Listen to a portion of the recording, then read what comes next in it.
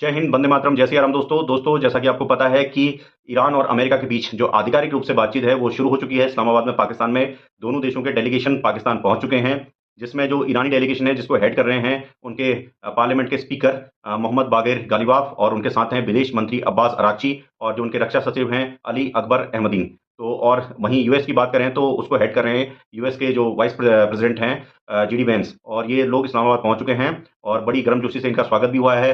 पाकिस्तान के जो phaco martial हैं आसिफ मुनीर, वो बिल्कुल ड्रेस में जाके इनका स्वागत उन्होंने किया है।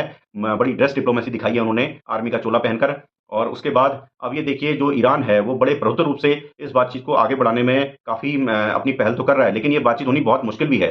जहाँ तक ईरान की बात करें तो उन्होंने बड़ा कड़ा संदेश भी अमेरिका को दिया है। वो जिस प्लेन में पाकिस्तान पहुंचा, उस प्लेन का उन्होंने नाम रखा मिनाब 168, और इस प्रोजेक्ट का नाम भी उन्होंने मिनाब 168 रखा है। मिनाब वो जगह है, जैसा आपको पता है, कि जिसमें अमेरिकी और इजरायली हमले में मिनाब के जो स्कूल था जहां पर उनके बच्चे पढ़ते थे, 168 बच्चे, वो इस एयर स्ट्राइक में मारे गए।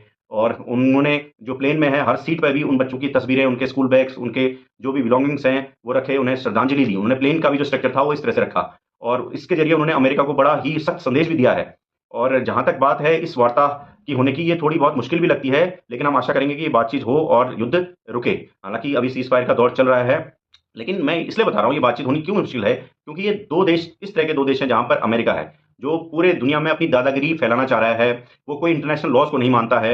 और वहीं ईरान है जो पूरी तरह से इस्लामिक रिजीम में घिरा हुआ एक मुल्क है। तो ये जो टॉक्स है ये मुश्किल हो सकती है, लेकिन हम चाहेंगे कि ये सफल हो ताकि दुनिया में शांति बने रहे।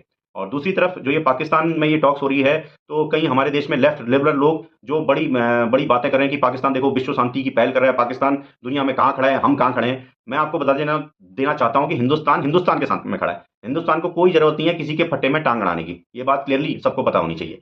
दूसरी बात, पाकिस्तान इसमें कुछ नहीं है और ना ही कोई वो अहमियत इसमें दर्शा रहा है। देखिए होता क्या है, मैं इसका इसका एग्जांपल आपको देता हूं कि जिस तरह से दो पक्ष हैं, लड़की पक्ष और लड़का पक्ष, वो कभी शादी के लिए जाते हैं एक मैरिज हॉल में, तो बाद में मैरिज हॉल का किराया देते हैं। तो पाकिस्तान की औकात भी इसमें उसी मैरिज हॉल की तहत है, जहां पर ये दोनों देश मिलकर बात कर रहे हैं और बाद में पाकिस्तान को उस होटल का, उस जगह का किराया दे देंगे। और पाकिस्तान भी बहुत ये चीज़ इसलिए कर रहा है क्योंकि पाकिस्तान के पास में अभी बहुत ही उनकी जो माली हालत है बहुत खराब है। और इस बीच आपने सुना होगा कि यूएई ने भी पाकिस्तान से अपना कर्जा मांगा, तो फिर पाकिस्तान ने सऊदी अरब के सामने फिर हाथ फैलाए, तो सऊदी अरब ने उनसे कहा कि हम आपको ये कर्जा उतारने में थोड़ी बहुत मदद कर सकते हैं। तो अभी भी जो वार्ताकार करा रहा है, जो इसमें अरेंजमेंट कर रहा है पाकिस्तान, जो उनके होटल के अरेंजमेंट्स हैं, रहने खाने की जो व्यवस्था पाकिस्तान कर रहा है, होगा क्या, पाकिस्तान को बाद में किराए के तौर पर कुछ डॉलर्स दे दिए जाएंगे, जिसका 90% हिस्सा वो जो आर्मी हुक्मरान है वो अपने पास रखेंगे, 10% पाकिस्तान की जनता में फेंक देंगे। और उस 90% में से 70% जो उसकी अमाउंट होगा वो जाएगी आसिफ